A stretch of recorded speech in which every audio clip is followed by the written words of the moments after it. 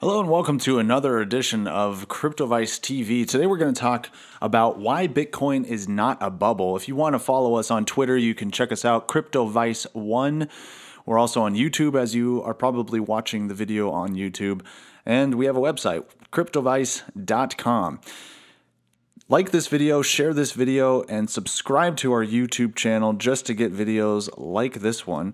And we also provide some insights on investments, etc. But today we're going to talk about why Bitcoin is not a bubble, because I think based on the fact that Bitcoin has gone up fairly parabolically over the last 2 to 3 days, a lot of people are saying that it's a bubble. And what's interesting is that this has not changed from years ago. So the first reason, and before we get into that, just take a look at this crazy chart. I mean, if you're an analyst or an economist or any type of ist in the industry, in the investment industry, then you're looking at this saying, this is crazy, this is definitely a bubble. Until you understand what Bitcoin is and how it can change the world, and I know that sounds crazy, just saying that, but until you understand what Bitcoin is and why this value is increasing exponentially the way it has, then you really can't make a judgment on it. Frankly, it's ignorant to say that it's in a bubble. So the first reason why it's not a bubble is that it has recovered swiftly and strongly after every crash. Unlike some of the other crashes that we'll talk about later, like the tulip mania, the dot-com bubble, the real estate bubble, all these things, Bitcoin has recovered very swiftly, very quickly, within days, if not weeks, if not months. And not just has it recovered, but it has exceeded the previous value before the crash. So the first major crash was in 2013, late 2013, early 2014. Then it kind of settled for the following 2 years in 15 and 16. And in 17, over the summer especially, is when the other several crashes and bubbles, quote unquote, popped. So let's take a look at that, and I'll show you what I mean. In 2013, it was trading around $100, give or take, ups and downs here and there, but nothing crazy. Then in late 2013, it surged from $100 to $1,100, and it actually peaked at about $1,200 to $1,300 in some exchanges. As you recall, this CoinMarketCap graph is based on the average price of Bitcoin. So some of the exchanges might be higher or lower depending on the exchange, but most of them are sharing the same trends that this is illustrating. So in 2013 to 2014, it goes up to $1,300, $1,200, give or take, and it crashes, quote unquote, down to half the value at $600.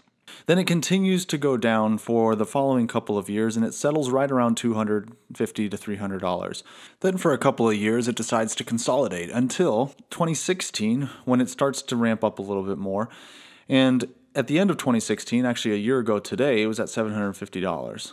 But the interesting thing is, so when it ended the year in 2016 at around $1,000, $900 to $1,000, it played around at the $1,000 mark for the first quarter of 2017 until it really went bonkers. Then it hit in May $2,000 and went up to about $2,500 to $3,000 in June. And in May and June, they both had corrections or bubble crashes. But interestingly enough, in both periods, people were calling for the bubble to pop. Then it corrected, it went down, leading up to the hard fork in August. And then it went up again. And every time it went up strongly and it went up quickly. Every time it crashed, people were calling for the bubble to pop and said that it was over. But in every instance, even if it did correct, it responded positively and fiercely and has exceeded the value prior to the crash. So we find ourselves now at about a $16,000 value. Let's go ahead and refresh this page.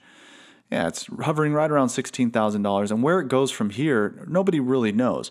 But the momentum is obviously in a positive direction.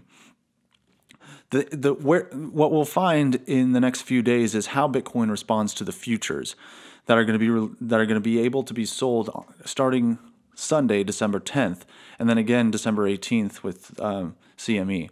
The last point I'll make to send this home before moving on to number 2 is that the other bubbles that have popped, the tulip mania, the dot-com bubble, the real estate bubble, those have not or did not recover. As a whole, real estate has yet to fully recover, and if some would argue that it has, then it's definitely not exceeded the average value that it experienced before the crash. The dot-com bubble recovered in some regards like Amazon and Apple, But you could argue that the majority of those .coms are gone, completely gone. Your money is vapor. And of course, Tulip Mania, when that bubble burst, it was done. So unlike those three bubbles, Bitcoin may have corrected, but it's always come back aggressively with positive momentum that has pushed it to all-time highs. Regardless of the FUD, the fear, uncertainty, and doubt, regardless of the naysayers, regardless of the countries that have banned it or the ICOs that have been banned, Bitcoin has been resilient. So I hope that narrative gave you a little bit more perspective on kind of why people are calling it a bubble and how it's recovered from those quote-unquote bubble burstings. The second one is, unlike other bubbles, this is why Bitcoin is not a bubble. Unlike other bubbles like Tulip Mania, .com bubble, the real estate bubble, Bitcoin is transparent and can be completely vetted. And this is what I mean by that. If we go to Wikipedia and look up Tulip Mania and understand the background of Tulip Mania, a lot of people are comparing Bitcoin to tulips, and that's apples to oranges. Tulip Mania happened in the 1600s. There was no social media. There was no internet. It took days to get messages from one end to the other. People were selling on speculation. It was like selling snake oil. Same with the .com bubble.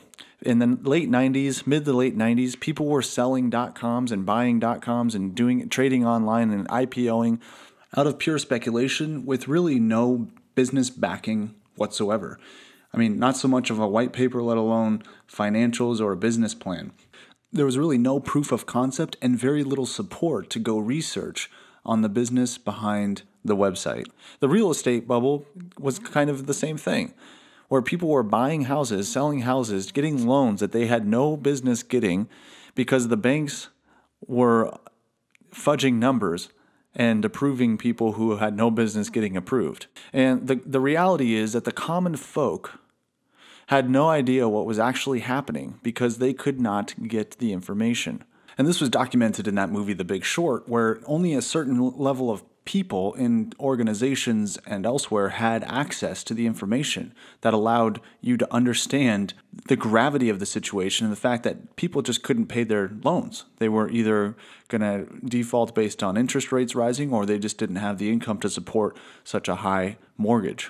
But that information was withheld to the public, and it was very difficult to, if you wanted to learn about Bitcoin, you can Google anything and everything about Bitcoin and get incredible information surrounding the idea of Bitcoin, the transparency, the decentralization, how it works. If you're very technical, you can learn all about how it works. You can be exposed to resources like Andreas Antonopoulos, Vitalik, can't pronounce his last name, Trace Meyer, Max Kaiser, all of these guys, Charlie Lee, who are very much available for information and answering any questions. John McAfee is another one. All of them can provide that information that can be completely vetted. So unlike these other bubbles, this information is out there, it's available, and it's waiting to be absorbed by those who are interested in learning. And by the way, this is information that not only proves the concept of Bitcoin and the support behind it, but it also showcases some of the FUD, the fear, the uncertainty, the doubt that people have of Bitcoin. So you get both perspectives. And unlike the other three bubbles that we talked about earlier, Bitcoin doesn't have any smoke and mirrors. The tulips, you had but smoke and mirrors. The real estate bubble, smoke and mirrors. The .com bubble, smoke and mirrors. Bitcoin, no smoke, no mirrors. Completely transparent for you to dig in and really understand it. Which leads me to the last reason why Bitcoin is not a bubble. The last one is similar to the second. If you actually do your research, you will understand that the potential behind Bitcoin's adoption and use, global use, is astronomical. The technology is beyond most people's comprehension, and this is one reason why people are afraid of it. They just don't understand it. They don't take the time to learn about it.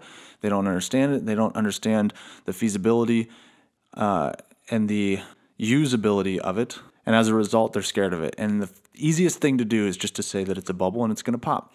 But if you take the time to understand it and recognize the fact that it is a technology and it's a concept that has never been introduced before and has actually been proven over the last 9 years in many different applications across the world, then you will understand that Bitcoin is here to stay.